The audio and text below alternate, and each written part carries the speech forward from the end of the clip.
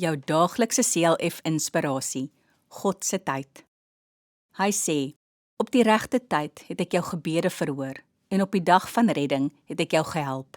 Kyk, nou is dit die regte tyd. Nou is dit die dag van redding. 2 Korintiërs 6 vers 2. Ons weet almal dat tyd baie belangrik is. Daar is 'n sekere tyd wanneer ons soggens opstaan om betyds by die werk te kom. Kinders moet ook 'n sekere tyd by die skool wees.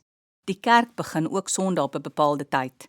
God bepaal ook vir ons die regte tyd. Nou is die tyd vir verlossing.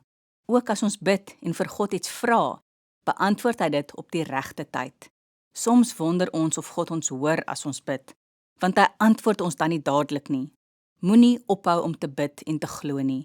Op God se tyd sal hy antwoord. Die Bybel leer ons dat God se tyd nie ons tyd is nie. Hy weet wanneer en wat ons nodig het.